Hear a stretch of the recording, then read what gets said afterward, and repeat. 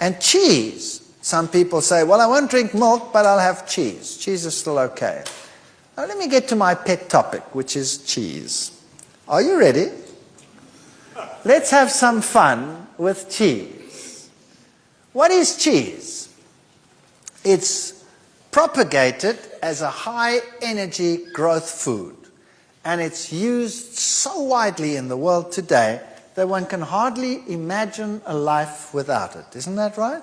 One can hardly imagine it. Imagine all the things that are sold out there that contain cheese, and the pizzas and the lasagnas and all these marvelous things. How's cheese made? Firstly, you take the milk, and then you add a culture, and then you have some fermentation, and then you get a curd. And you have some whey. And the curd you can use, and you can make cottage cheeses of them. These are the soft cheeses. Now, what does the curd contain? Just wrap it up for me. It contains high cholesterol oxidized fat. It contains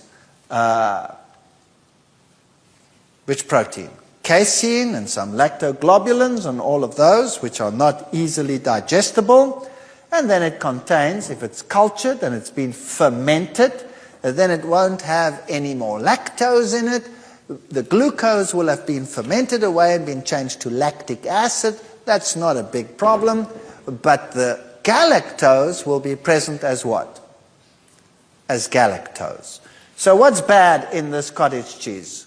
The fat is bad, the protein is bad, and the galactose is bad. Then, when you mature that further, you get soft cheeses. And if you mature that further, you get the mature cheeses. And all of that comes from this curd. Now, what has happened in a mature cheese? In a mature cheese, what has happened is that the bacteria have worked on the product. And what do the bacteria actually do? They utilize anything that's useful, because bacteria have to grow. So they utilize everything that's useful until they get to the point when they've used everything that's useful, and that which they cannot use remains. Then the process stops and we say it has become mature. Does that make sense? Is that logical? Yes. All right. Now let me try and put this to you kindly. If you eat a meal and you've utilized everything that you can utilize, and then the process stops, what do you do with the rest? Yes, you go and sit in that special little chamber where you have this chain effort and you go, and it's gone, right? So basically, mature cheese is bacterial, whatever, that's left over. And it even has the smell associated with it, which we have turned into something artistic and delectable. Isn't that so? The better and the more aromatic, the more expensive it becomes. So we have become experts in producing this product, and we call it food for some strange reason. Now, you pop it into your stomach. The bacteria didn't have very much success with what was left over. That's why it's called a mature cheese. It's highly rich in casein. It has some oxidized fat, which is the worst thing that you could possibly have. And this casein is indigestible. The bacteria do not have the enzymes to cleave it. They don't have the acid medium. We have an enzyme, pepsin, which can actually cleave proteins, but it really battles with casein. Because you need something else to unwind it. What is that? Renin. Do we have renin as adults? Yes or no? We don't even have enough of it as infants. That's why mom adds Bacillus bifidus. No. We don't have it. So do we cleave this protein very well? Yes or no? No, we don't. And so the cheese stays in there, and we produce a very acid system, which can cause gastritis and chronic ulceritis over a long period of time if we eat a lot of it.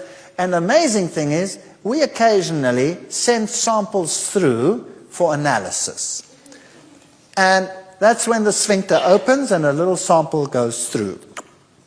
And there are receptors there which measure the size of the molecules. And if they are too large when they come through, we send a signal back and say, close up, the job's not done. The job's not done. And then it stays in there longer.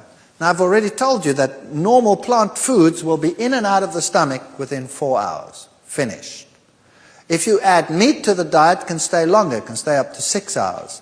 If you add cheese to this, it can stay in there for 10 hours, even longer, 12 hours. 10 hours is sort of the average for cheese. And that makes for what we call satiety, feeling satisfied. That is why if you want to shut your guests up, give them cheese. Then they don't ask you for food very quickly because they feel satisfied. Now, I have a question for you. If you go to people and you say, why don't you change to a healthier diet and eat more plant foods? What is the first thing they will say? It doesn't satisfy me.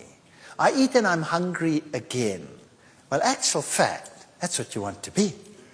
When you eat, how much do you absorb from your stomach? Nothing. When do you start absorbing? Once it's in the intestines, isn't that right? So in other words, your stomach must be empty and the food must be in the intestines when you start getting energy from the food. What's the good of eating and keeping it in your stomach? What's the point of that? That's pathetic. So satiety might mean I feel satisfied, but the longer you feel satisfied, the worse your diet is. You want it to empty out. So a good feeling of emptiness means energy. Challenge anyone who feels satisfied for a walk up a mountain. Let's see how he feels. Satisfied with all his energy in his stomach instead of going into his bloodstream. It makes no sense. In Germany, there's a saying which says, Käse schließt den Magen, which means cheese shuts off the stomach. And that's exactly what it does. In fact, cheese should never be introduced into the human stomach. Never. It has no place there.